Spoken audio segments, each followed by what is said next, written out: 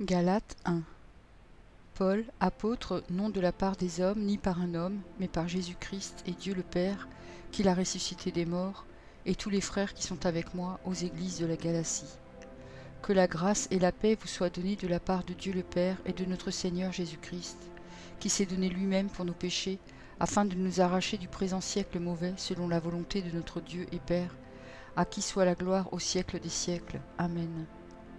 Je m'étonne que vous vous détourniez si promptement de celui qui vous a appelé par la grâce de Christ pour passer à un autre évangile. Non pas qu'il y ait un autre évangile, mais il y a des gens qui vous troublent et qui veulent renverser l'évangile de Christ. Mais quand nous-mêmes, quand un ange du ciel annoncerait un autre évangile que celui que nous vous avons prêché, qu'il soit anathème.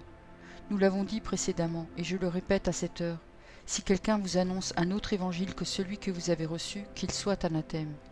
Et maintenant, est-ce la faveur des hommes que je désire ou celle de Dieu? Est-ce que je cherche à plaire aux hommes? Si je plaisais encore aux hommes, je ne serais pas serviteur de Christ. Je vous déclare, frères, que l'évangile qui a été annoncé par moi n'est pas de l'homme, car je ne l'ai ni reçu ni appris d'un homme, mais par une révélation de Jésus-Christ.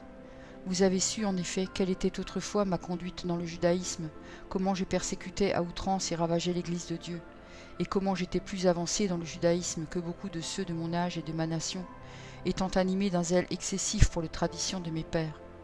Mais lorsqu'il plut à celui qui m'avait mis à part dès le sein de ma mère, et qui m'a appelé par sa grâce, de révéler en moi son Fils, afin que je l'annonçasse parmi les païens, aussitôt je ne consultais ni la chair ni le sang. Et je ne montai point à Jérusalem vers ceux qui furent apôtres avant moi, mais je partis pour l'Arabie, puis je revins encore à Damas. 3 ans plus tard, je montai à Jérusalem pour faire la connaissance de Céphas, et je demeurai 15 jours chez lui. Mais je ne vis aucun autre des apôtres, si ce n'est Jacques, le frère du Seigneur. Dans ce que je vous écris, voici, devant Dieu, je ne mens point. J'allai ensuite dans les contrées de la Syrie et de la Cilicie. Or j'étais inconnu de visage aux églises de Judée qui sont en Christ. Seulement elles avaient entendu dire, celui qui autrefois nous persécutait annonce maintenant la foi qu'il s'efforçait alors de détruire. Et elle glorifiait Dieu à mon sujet.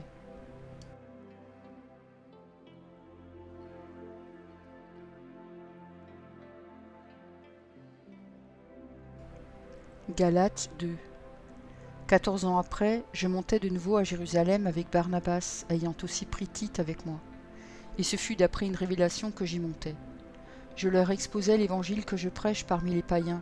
Je l'exposai en particulier à ceux qui sont les plus considérés, afin de ne pas courir ou avoir couru en vain.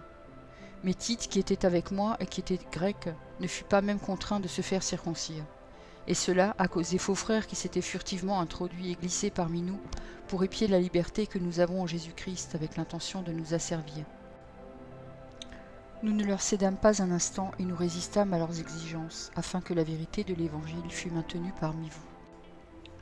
Ceux qui sont les plus considérés, quels qu'ils aient été jadis, cela ne m'importe pas. Dieu ne fait point exception de personne. Ceux qui sont les plus considérés ne m'imposaient rien. Au contraire, voyant que l'Évangile m'avait été confié pour les incirconcis, comme à Pierre pour les circoncis. Car celui qui a fait de Pierre l'apôtre des circoncis a aussi fait de moi l'apôtre des païens. Et ayant reconnu la grâce qui m'avait été accordée, Jacques, Céphas et Jean, qui sont regardés comme des colonnes, me donnèrent à moi et à Barnabas la main d'association, afin que nous allassions, nous vers les païens et eux vers les circoncis. Ils nous recommandèrent seulement de nous souvenir des pauvres, ce que j'ai bien eu soin de faire.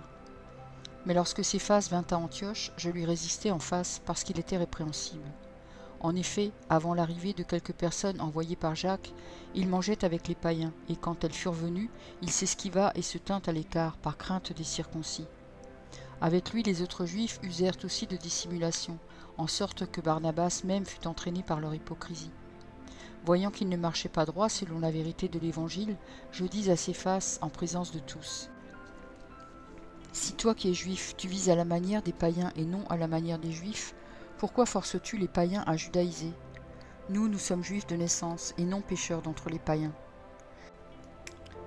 Néanmoins, sachant que ce n'est pas par les œuvres de la loi que l'homme est justifié, mais par la foi en Jésus-Christ, nous aussi nous avons cru en Jésus-Christ, afin d'être justifiés par la foi en Christ et non par les œuvres de la loi, parce que nulle chair ne sera justifiée par les œuvres de la loi. Mais tandis que nous cherchons à être justifiés par Christ, si nous étions aussi nous-mêmes trouvés pécheurs, Christ serait-il un ministre du péché? Loin de là. Car si je rebâtis les choses que j'ai détruites, je me constitue moi-même un transgresseur. Car c'est par la loi que je suis mort à la loi, afin de vivre pour Dieu.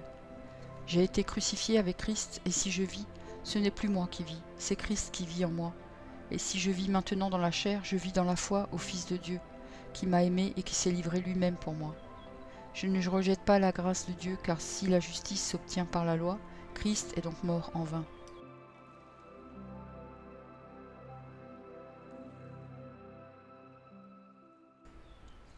Galates 3.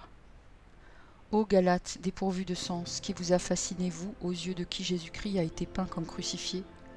Voici seulement ce que je veux apprendre de vous.